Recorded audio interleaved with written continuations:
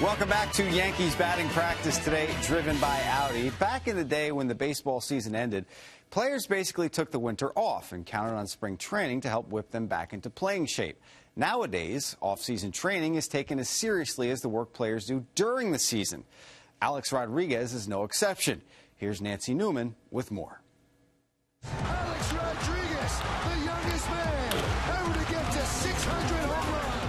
You know, we kind of pride ourselves with other stories we do in Yankees Magazine of being able to provide exclusive content that no one else gets. And a lot of times it's stories like this that, you know, where we spend time with, you know, players who've retired away from the game. But what really set this apart is that, you know, Alex Rodriguez is in the prime of his career. He's the best player in baseball. He's one of the greatest and most famous athletes in the world today, you know, in this era or in any other era for that matter.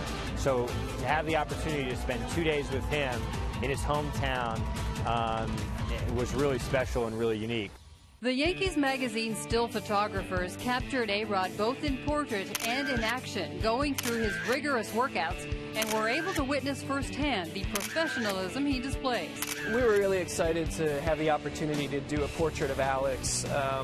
The idea that we came up with was we wanted to do something with him in or around the batting cages. You know, he's so highly regarded for his work ethic that we thought that the cage was the perfect setting for him. Alex came in, he was really generous with his time, we got a great shot of him, and then when we were done, he invited us to come into the cage and actually photograph him taking BP. To be able to spend some time with him and Kevin Long in the batting cage was just, I mean, it was like something we never anticipated having.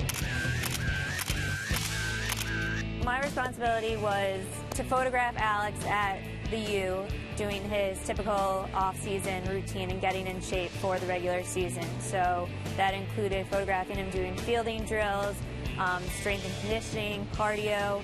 The access really was just unbelievable. I mean, like literally, I was in his face photographing him, doing everything from basic fielding drills to watching him collapse after the most intense cardio and strength conditioning exercises I've ever seen. And, you know, this guy's a workhorse. In interviewing and watching A-Rod's routine, Al Santacieri, the magazine's editor-in-chief, captured a side of Alex Rodriguez never seen before due to unprecedented access. Basically what he does is he does 10 weeks worth of very intensive workouts during the course of the winter. So we kind of took like a time capsule of that 10 weeks in 2 days and created a story from that. Each week ends with what he and his trainers refer to as Hell Day, and it really is Hell Day. I mean, we were thrilled to be able to be a part of that as well as the baseball workout on Thursday. And you know, what was really special is that, you know, no one had ever documented that before. It's never, he was very forthright about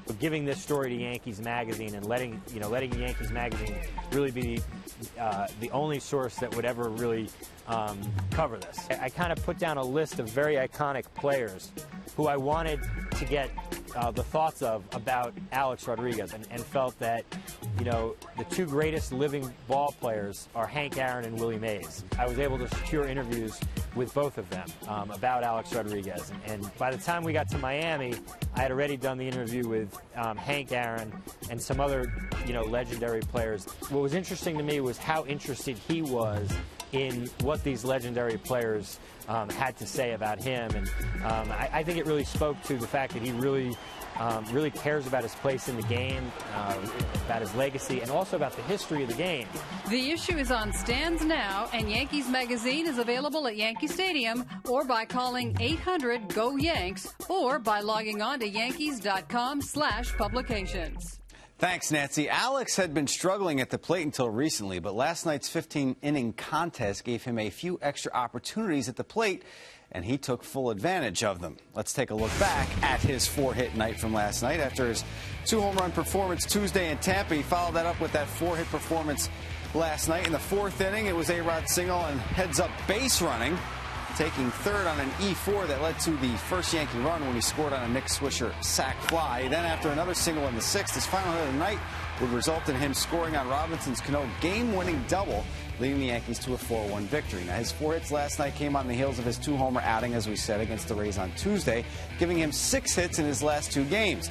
That little offensive outburst helped raise his batting average 24 points from 242 to 266. A-Rod has homered more against the Orioles than against any other AL East opponent. He has taken Baltimore pitchers deep 56 times in his career, 26 of which have come at Camden Yards. He has 52 and 50 homers against the Blue Jays and Red Sox, respectively, and 46 against the Rays. It should be noted that he hasn't seen as much of the Rays since they just came into existence in 1998.